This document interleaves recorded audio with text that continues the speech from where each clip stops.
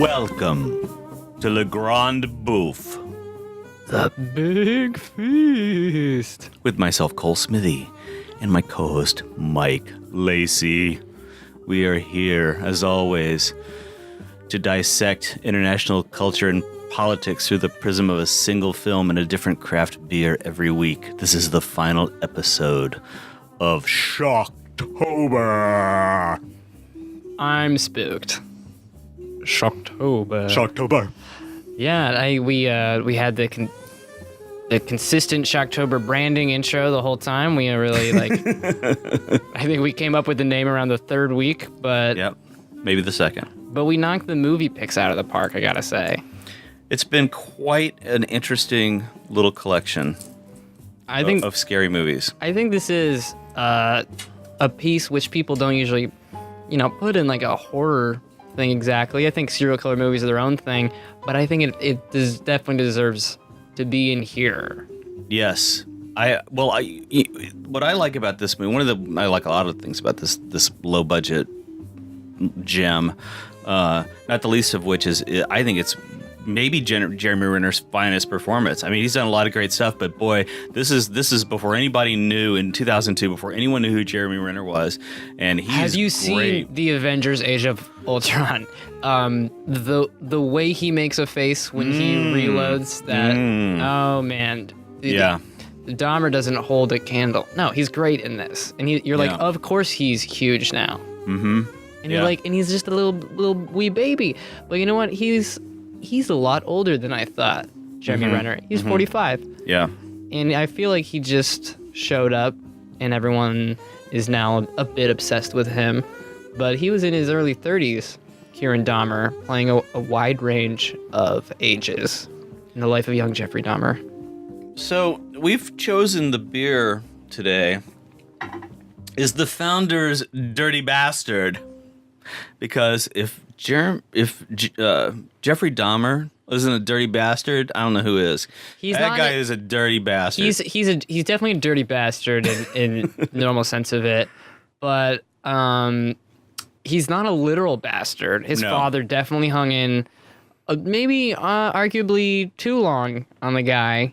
I'm not someone who believes people should be given up on. Bruce Davison plays Jeffrey Dahmer's father. Put Jeffrey in a hole. Lionel.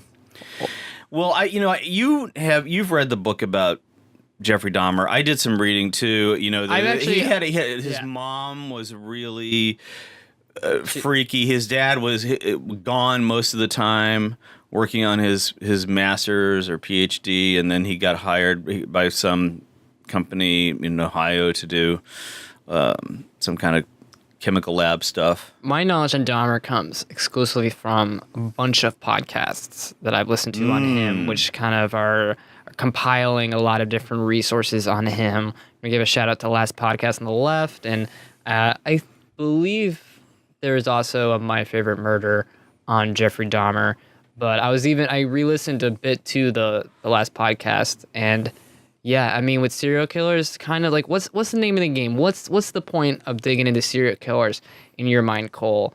Like, I feel like there's certain kind of conversations you wind up having about them, like their childhood, their parents. The why is like the big thing. And I think because you're dealing with people that are very psychologically messed up, and this guy is so riddled with problems. Deep issues this guy has. I do want to mention a little bit more about the beer that we're drinking, because as this podcast goes on, you're gonna quickly hear the alcohol take its effect. It's an 8.5. Oh boy, ABV. Founder's Dirty Bastard. I want to say, I did see Cole open this beer in front of me, which I appreciate after watching this film. You did go into the bathroom, but I did not hear you crush any pills with any water glasses, which I appreciate. Yeah, I want to talk about that montage in a second, but I'm just going to read off the bottle for this lovely Founder's Dirty Bastard, which has a Scotch background on the label. So good, it's almost wrong. Dark ruby in color. I can testify that that's true. and brewed with 7 varieties of imported malts, complex in finish with hints of smoke and peat, paired with a malty richness and a right hook of hop power to give it the bad attitude that a beer named Dirty Bastard has to live up to. Ain't for the wee lads. This is an awesome beer. I like Founder's IPA a lot, and I think I like this even more. It's thick and it has these a couple like levels of like notes that hit you. It's a lot of beer. This is one hearty beer. It's almost a meal in itself, this beer, and you can really taste the alcohol. This thing kicks. Scotch style ale is what it is. So, cheers to the Scotch style ale, Mike. You know, it's quite a compliment for a beer to be paired with Jeffrey Dahmer, one of the biggest deal serial killers out there. Most notorious. Do you know how many people he killed, Mike? I believe 17. That's right. It was only 16, and they put him away, and then somehow the case for we're going to talk about the murder that happened here with the wrestler. They in Ohio they tacked that one on. So that was that was the last case that he was murdered that he was indicted for. But of course, he only lasted 2 years in prison, even though he had 5 life sentences or whatever it was, because he got out on a technicality. He was fucking murdered. He was beaten to death. I think the story most people agree with is that the guards left him alone with 2 very violent inmates. And it's sort of a. I thought it was just one. When I read it, it was only just one guy who was named. Yeah. I think there might have been another one there, but in any case, it's the sort of thing where it's the prison justice where I think the death penalty was suspended at this point, because if anyone's going to get the death penalty, it's going to be Jeffrey Dahmer. But it might. Well, no, it's 90. It was real late. It was 94, so we totally had the death penalty. But for whatever reason, maybe Wisconsin didn't have it. I don't know. But he, he got through the trial without even though they tried to do the insanity plea, and the psychologist, of course, listed all of the things that were wrong with him. But they said that he was not insane, and they tried him as a normal person. And I have to say, I really take issue with that, because this guy is somebody who's clearly mentally messed up. Well, there's just no 2 ways around it. Something interesting about like our legal system is insanity is a legal situation. So you bring in a psychologist who determines whether he believes you're insane or not, but their verdict means nothing. It's up to the jury to decide whether they think he's insane. And I mean, being insane is not it's not in the DSM, like it's not a condition. You have to present, he has antisocial personality disorder to begin with, and then all of these other like psychotic issues going on with him. And it's up to the jury to decide whether or not. And the jury of his peers decided he was going down for this. Mm-hmm. So the film is directed by David Jacobson, and he's done just a handful of films over the past, since he made this one, over the past 15 years. Down in the Valley from 2005 with Edward Norton, Evan Rachel Wood, and David Morse. So he's gotten some good actors. The most recent film he's done is Tomorrow You're Gone, and that's with Michelle Monaghan, Willem Dafoe, and Stephen Dorff. But it doesn't look like Mr. Jacobson is very prolific. He's got 4 credits and a short on IMDb. So this, for all intents and purposes, is his sophomore effort. His second film, Criminal, 1994, was his first feature. But that's a big gap. Yeah, it's strange. But this movie is such a character study, and things that I typically wouldn't enjoy in a movie. I'm not a fan of montage sequences, and this one has one that's stuck right in the middle of the movie. But I think it works well for this film, and that's where he keeps going back to this bar, and it's all cut together so that you're seeing him going on different nights, spiking the drink, taking somebody home, putting the key in the lock, repeat. So you really do get a sense of just how many people he's bumping off. Yeah, and that was definitely like a phase that, you know, I've heard about, is that he would both bring people home. I think he would kill some of those people, but he would also, so Jeffrey Dahmer's thing sexually was he was a like cannibal necrophile. Yeah, he was like a pseudo necrophile. Mm-hmm. Like his whole thing was people being almost dead, kind of dead. Like he would do this real creepy fucking thing where he basically kills you, chokes you to death, and then resuscitates you. And like that, in that sort of limbo state, like that's what like got him off, and he was into. And like that's some real, because, you know, like if you're gonna be a cannibalistic, like rapist, necrophile, like let him die first, you know, do it in that order. But he's just picking the meanest, weirdest way where he like wants you around to. Well, I have to say, I think that the movie's well written, and I like that, you know, they cherry pick the elements or aspects of the story, very specific aspects of the story. David Jacobson wrote and directed the film, and so there's a scene early on where he picks up this Latino guy. What does he offer to he buys him a pair of shoes. This is a totally true story. Yeah. He in a like Goodwill basically offers to buy a kid shoes in exchange for taking some photos. Mm-hmm. And the kid seems a little creeped out, but you imagine that he kind of knows what's up. If he's gonna go back with him, how old do you think that boy is supposed to be in the movie? Because in real life, I believe he was 13. Oh wow! And he's referred to like as a boy in the movie, but he looks like he's in his late teens, 20s. Yeah, I'd say the person in the casting the part is late teens, early 20s. But this is where things get really creepy right away, because Dahmer drugs the guy, and then he gets out his little friend, Mr. Power Drill. Yeah, and he drills a hole in his head. And he drills a hole in the poor guy's head. And then somehow the guy manages, he comes to and he escapes.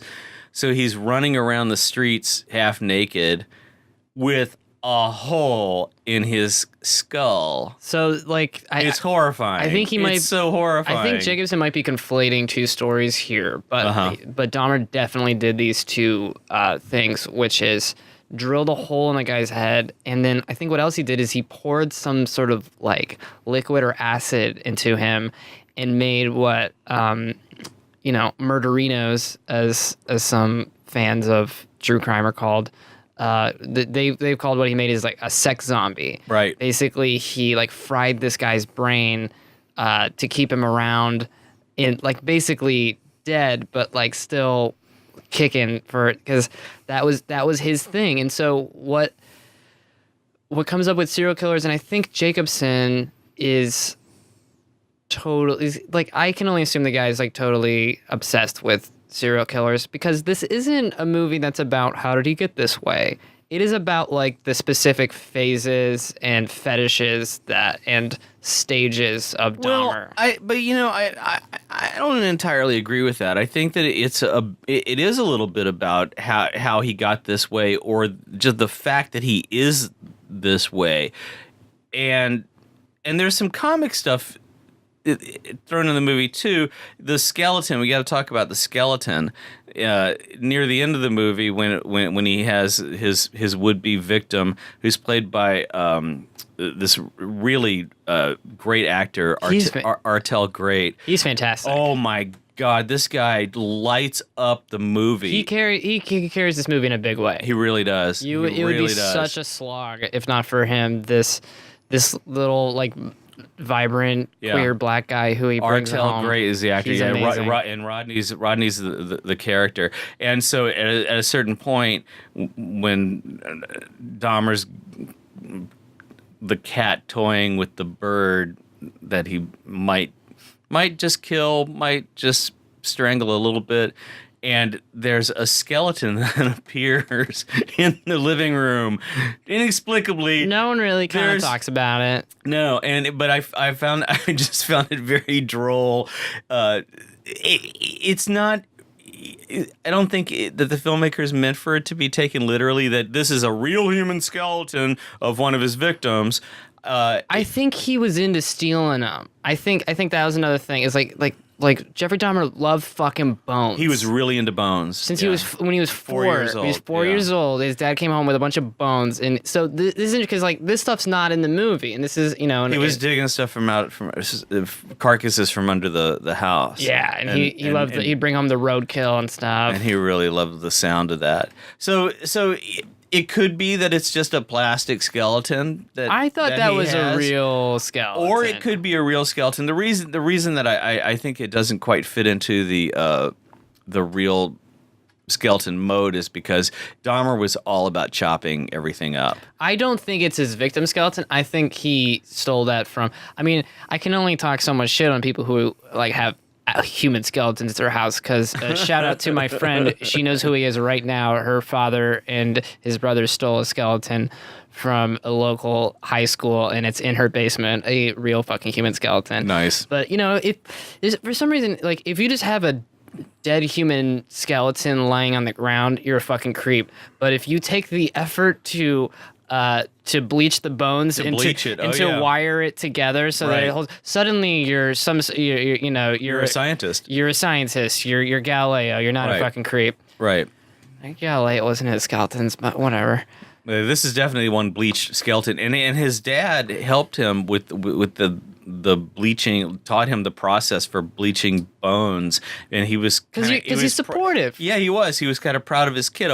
His kid's got some scientific urges or sensibilities. The thing with Jeffrey Dahmer, and let's try to keep it in the realm of what's in the movie, I suppose. Yeah. But but when's a red flag a red flag? In the life of Jeffrey Dahmer, when your 4-year-old's really into bones, is that when you put him in the institution? That seems harsh. But when you go home with a guy, at what point do you go, you know what? I'm gonna get the fuck out of here. Yeah. Is it when you're dancing with his skeleton? Right. That he just keeps? Is it when you realize he kind of won't let you see his bedroom and he's doing everything he can to keep you because maybe there's a dying Filipino 13-year-old with a hole in his skull? I don't want to put too fine a point on it, but Jeffrey Dahmer worked at a chocolate factory. Yeah. And the opening of the film is gorgeous. It's great. It's the automated chocolate manufacturing wrapping machines doing their thing. As an independent film producer myself, I'm like, what fucking chocolate factory gave them the rights to film their chocolate making thing? Because they don't want to be in the credits, right? Because Jeffrey Dahmer worked at a chocolate factory. They're not like, oh, what, $2,000 and to shoot our factory. They want fucking nothing to do it. So they got to go to another chocolate factory, and they're like, hey, we have a little montage we want to film, and they're like, oh, cool, what's your project about? And no, you don't tell them what your project is. We're just using it for B-roll. We just need some B-roll. It's just kind of a documentary about the American psyche. I think Jeffrey Dahmer is probably, I'm gonna say, persona non grata in the chocolate community. Yes, I'm sure that is true. So the movie is interesting. It goes. There's flashback sequences that he's remembering people that he's killed and animals that he's killed, and he seems triggered. I want to say, something will snap him and make him remember flashback and remember. And that device, I think, is when you talk about serial killers, what often people will say about Dahmer is you can have sympathy for him because he's just fucked up. He's really messed Ted up. Bundy is just a fucking like asshole, but Dahmer, you kind of think about fate or something, could he kind of be another way? And so something about this device where something happens and he's like triggered into a memory. It's not like harps don't play. Well, again, this is a trope that I usually hate. I usually hate flashbacks. I think that they, really ruin more movies than not. But in this case, I think it works really well. I think the flashbacks, the way they handle this stuff, and the things that they choose, the bits of his personal history that they choose to display, are well, very suspenseful, very entertaining. There is a scene involving a box, which is a little reminiscent of Seven. Yeah.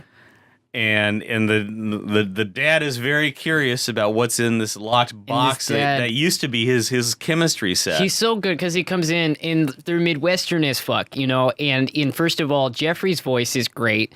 And Jeffrey is great, and his dad's not suspicious of him. He's just, your grandmother said that you have a mannequin in the closet. Like what? A headless mannequin. I'm just wondering why you have this mannequin in your closet. Like, where did you get her? There's the whole lead there's up. a pronoun game. The whole lead up of the scene is great because then when you finally do see the mannequin, he finally does open the closet, and surprise. You might have thought that it would be a female mannequin. It's a boy mannequin. It's a boy mannequin with jeans and no head and no t-shirt, no shirt. And a shirtless, headless mannequin, male. And it's like, it's that flashback where you're like, oh yeah, like I hid stuff from my parents. I thought I was a sexual little weirdo. I got mad at them. They didn't understand. I wanted my privacy. There's something so universal about. Yeah. Like, he's not a sociopath that like keeps this cold demeanor. That scene really makes you empathize with him. Yeah. And until the head comes out. Yeah, and then they pull out a human. It's he's been keeping a little head in some saran wrap in his box. That scene would be great. Like, I hope they don't say his full name in it. That would be a great one-off scene to just show somebody, because they'd be like, "Oh boy, oh," and then you're like, "Oh, he's gay." That's the reveal. Is that because Jeffrey Dahmer was gay, and in the context of it, and I want to get into what Jacobson is doing a lot with the specifics of him being gay, the time that it's in, the place that it's in, also the choice of his victims, the community he lives in. Jacobson's not just doing some creep out. It's not like the show Hannibal where they just kind of like sexualize the serial killing in a way anyone can sort of like, oh my God, like I'm kind of like find this beautiful in a weird way. He's throwing context in this that I think is very important. Sure, and the scene where he buys the knife, and Rodney is the kid that sells him the knife that he gets to go back to his apartment, and Attell that's the Artell great character Rodney, and so the whole fetishized element about knives and the phallicness of the knives, and he gets this big buck knife, and we do see him put that to use. Yeah. Which makes me think of a scene from Andy Warhol's Frankenstein that I just watched last week, where Udo Kier's character says that you have to fuck life in the gallbladder, and that is in a way that's what Dahmer does. I think he probably came a lot closer than Andy Warhol intended. Yeah. Well, it happened. The same kind of thing happens in this movie that happens in that movie, which is that the peenie doesn't go in a normal place. Yeah. Is this our crash corner? I don't know if our sound effects queued up. Yeah, this movie. I mean, one thing to say about it, and I almost want to put this like a heads up at the beginning, is it's kind of just a sequence of him murdering people. It is not a character study in this normal thing. And I kind of touched on this. That's I disagree with you. I mean, most of the last third of the movie is him with Rodney, and they're talking. I mean, the script it's pretty impressive. The conversation that they have when Rodney's trying to get him to express his real feelings, and Rodney's saying, you're just, why are you, baby angel Rodney? Why are you full of shit? And and Dahmer saying, you know, I'm a killer, you're a killer, and so it's kind of. So but you really are getting a window into his psyche about how he thinks about himself and how he sees other people. And do you think so? One thing it's very disturbing. I mean, this is a horror movie to me. I have to say, I tossed and turned the night after I saw this. The night after I saw it, so I wasn't scared. I wasn't looking. I wasn't looking around the corners thinking something's going to jump out at me. But I was disturbed. It disturbs you about human nature and how you can be misled by empathy. And being also disconfident. Like, Rodney should get the fuck out of there. Rodney is a great dancer. Rodney is a great salesman. Rodney's very, cute and fun. He's got everything going on. He's a funny guy. He's got a great sense of humor. But he's a gay black guy in Wisconsin. And he seems like he just, thinks that this guy Jeff is at least I don't even think he's gay. I think he's bisexual because he's bragging about the time that he almost slept with his aunt who really wasn't his aunt. Well, he's bi, but he's for some reason Jeffrey Dahmer's his dream guy, and a spoiler for the end, he doesn't wind up killing Rodney. And why do you think he doesn't kill Rodney? Because there is a factoid about Dahmer that I'll bring up, which is he's a racist. And or if not a racist, he was not into black men. And on top of him, saying things like this, one thing that at least I've heard is true is that so when they went through his apartment when he was arrested, it's just fucking full of body parts. There's fucking heads in the fridge. There's dead people. There's fucking organs. Because he this movie is a lot less explicit than the reality. Like he would pull people's entrails out and kind of dance around and Freddy got fingered with it. He fucking went there. He was psychotic. But apparently he wasn't into black guys. So what he would do is he would cut off their penises and then paint them white. Delightful. And keep them and enjoy them and make them useful as white penises. And so yeah, what did you say? He'd walk around his apartment sucking on these white. I did say that, and penises. I kind of wanted to dial back on that. But yeah, that's what I heard. I mean, I have to say, there was a part of me that wanted Rodney, maybe to accidentally open the freezer and so he could get a glimpse. Because or go in the bedroom, or you walk in the bedroom. So I mean, what freaks you out about this? Is it because it's you could go over to someone's apartment to record a podcast, and you don't know what's in rooms you're not in. You don't know. You're not supposed to just open people's boxes, but there could be heads in there, And at the end of the day, isn't it kind of offensive if he doesn't want to add you to it? If I was Rodney and I really understood the situation, I'd be like, "Oh, you didn't want to murder me?"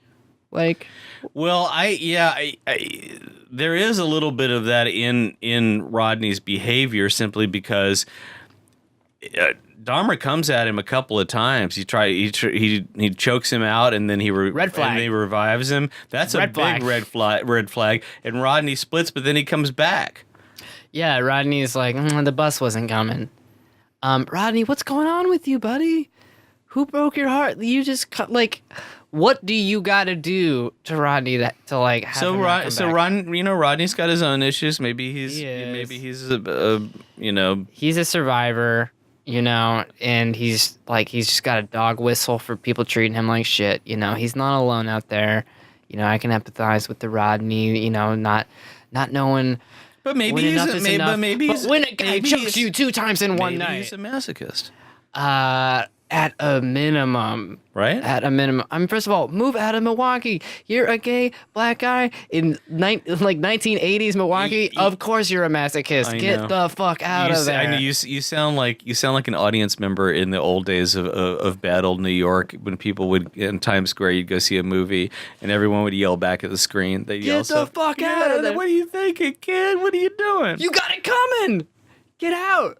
So there is the veneer over Dahmer of this banality of evil, and that's the creepy thing that this movie gets at, is how this guy, he's so low. He makes chocolate. He works at the chocolate He factory. wears normcore clothes. Yeah. Total normcore guy with the bad glasses that are really ugly, and he talks in this little accent. Well, yeah, and he's not just Western, but he kind of is he seems a little slow, but he was that guy in your high school who, if the spotlight was on him, he'd say some kind of accidentally funny, and he was a little bit of a little celebrity in his high school. Yeah, at school they said if you went to a store or something and you just purposefully knock stuff on the floor, they'd call it doing a Dahmer. Doing a Dahmer. Doing a Dahmer. Yeah. And he was also alcoholic. He had lots of. He was always drinking. He had lots of booze hidden in his locker, and that doesn't really really come out in the movie. You don't really get that he's an alcoholic in the film. Yeah, I think the closest hint you get at it, and so he is a tortured guy. There are people who are just sociopaths that literally have zero conscience and have the desire to dominate, and who really, I think, never feel bad. But he is a very frustrated and just he's just fucked in his head. And so the first kill that we see him do, this wrestler, right. So this is in flashback, and it goes in reverse chronological order. So the murder of the wrestler, which was his first kill, you don't see it until maybe halfway or more than halfway into the movie, but it's the way that the sequence is handled, where it's how guys are, when you were a teenager or whatever, and your pal comes over to your house, but there's all this added tension because Dahmer is gay and he's trying to express his gayness with this guy. Yeah, and pull this scene out. And it's an awesome, it's awesome. It's just one guy's gay, one guy's a wrestler, and so what's he do? He's so you're a wrestler. So they wrestle. Wrestle. You think you could, I think I can take you, and you're just kind of rooting for 19-year-old Jeffrey wrestling with this state champion, this cute guy, and he gets pinned over and over, and he doesn't seem to hate it that much, but then he does hate it.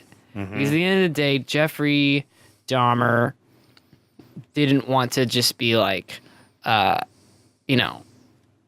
pinned down by somebody. He had this, and it's this other thing, but besides being so warped, and I think part of the belief of what happened to him is he had this surgery when he was 6. He had a hernia surgery. Okay. And it seems like it kind of it came out with brain damage, and also this obsession that his genitalia had been removed. Well, now how do you get brain damage because of the medication? I think because of the anesthetic, basically. I see. You get oxygen deprivation, and this is 68 or something like that. They didn't know what the fuck they're doing, and still you can come out of surgery with brain damage at this point. They're just playing God, twisting levers. They don't know what they're doing. Mike's coming out anti-surgery right now, you guys. Well, but I just want to say, it's you get those wires crossed. Yeah. You get surgery on your genitalia at the wrong age, and you get the brain damage at the wrong age, and suddenly everything is melded together in that moment. and it's you just live in this liminal space between life or death, and you get that is he's psychotic. He's not really alive. He's not really dead. And that's what this movie really gives you, is a sense of his existence, of his pained day-to-day existence, because this is really a low-budget movie, but they do a lot of great stuff. Zero extras. That's the tell that I've learned is what see how many extras are in a movie. But the lighting is great. A lot of the movie takes place in his apartment, which has these big red heavy drapes that block out all the sunlight, and you get pretty comfortable. Every inch of that apartment. It's a real apartment that seems like a real apartment that they're filming. It could be a set, but it seems like a real apartment that they're filming in. And you really get inside his mindset of how he's caught in this cycle of violence and sexual craziness. Yeah, it speaks to the way people are. We're all warped. We all have our own little world and our own little things that gets us off. And I think what this Dahmer story is useful for is taking it to the total extreme, where you lack the ability to see people as other people. You're objectifying them in the most literal way, yet still of all the crazy serial killers in a way that you can't say for Hannibal Lecter, you can't say for Jason Voorhees for this story Ted in particular Bundy. speaks to the systemic racist system in this country, because his first kill is some suburban white high school student, but he can't keep doing that because he'd get caught. So what does he do? He moves into the ghetto, Yes, and he preys on black kids. So there's a great scene. So when the and the fact that he killed 17 before he got caught Yes. tells you that the cops weren't really all that motivated to find the killer. I think what Jacobson is really interested in, like the sort of thesis of this movie, is the scene where the young boy who, at least in real life, I believe he's Filipino. He is walking down the street naked, bleeding out of a hole in his head. Two black women come forward, and they're right away like, "Yo, what's wrong with you? We need to get you help." Yeah. They call the police. And while the police are showing up, Jeffrey Dahmer comes back, and his fucking sex zombie is wandering around the street, and there's two women who are what the fuck is wrong with your friend? What's going on? Yeah, they're trying to help. They see right through They're Dahmer. trying to help. They don't like him at all. They know Dahmer is not what he says he is. So the kid is a young person of color, and the police show up, and they're just like, oh, he's drunk. They don't really have their eye to figuring out what's actually going on with this kid. These two black women, they're just being hysterical, and you feel like they're about to be arrested, and that could be a scene out of modern day. Yeah, the cops policing. will not listen to any common sense that the girls are speaking, and they just tell the girls to leave. They're very rude to them, and it gives Dahmer the opportunity to take the kid back to his apartment again. The cops escort them back, but I think and that's true. And it's like I said, they're conflating two stories, but absolutely there was. I think it was the 13-year-old who he killed. They found, and this was the way that they just dealt with queer people back then, is they turned this blind eye. They didn't want to deal with it. So they really, it's either they're going to bust you for sodomy and make a big deal, or they're just going to turn to it. And that included pedophilia, because they just didn't. They didn't care. They didn't want to fucking engage the paperwork and just it's gross. We'll just leave you alone. It's not. It's not like it's a white girl. So this is in this world of true crime, they talk about this concept, and I think this is what Jacobson's getting out a bit. It's called the less dead. Mm-hmm. The less dead. So you know who's real fucking dead is John Benet Ramsey. She's the deadest person you can imagine because she's a cute white girl. And if you take a blonde Mormon girl and you kidnap her, she or kill her. Or kill her. She's all over the news. There's a 7-state manhunt for her killer. It's the biggest deal. But you take a person of color, you take a sex worker. Nothing. The term is they're less dead because that's what that's the police term. And is less dead. And so there's a simile here because the Dahmer's victims. That's how he wants them. He wants them less dead. He wants them less dead. That's exactly right. He's in a way he's acting on what the system's intentionality. I like that. Presents. I think his psychology, and this isn't in the movie. I kind of want to stick to the movie, but his psychology is kind of about this middle space between life and death, and I think he was real fucked up, so he kind of sat in that spot. I don't know if it's from birth or from people talk about he had this trauma when he was like this surgery. But his real whole fucked thing him with up, his mom was a real piece of work. She was very high strung.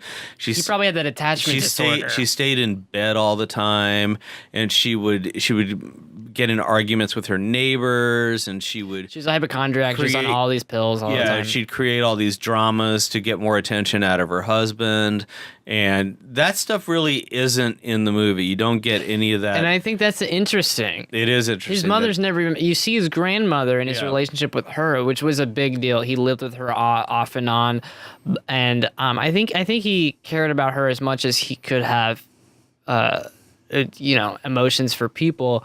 But it's just when you got hobbies like keeping heads in boxes, sometimes grandmas just cramp your style. Yeah, they're just not into that. Well, I like the way that the film ends.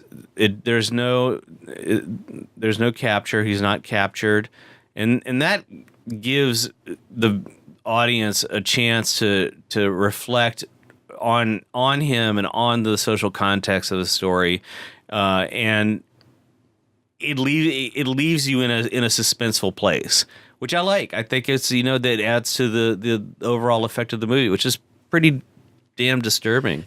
What's happening at the end, right, is his father, his father was like not totally present in his life, definitely, but he's kind of like, Jeff, you're fucked up. Like, let's take you to a shrink. Yeah. And this is a true thing about Dahmer, is like he had opportunities to get help, and he seemed somewhat interested, like a lot more than just like a straight sociopath, no interest in becoming a better person.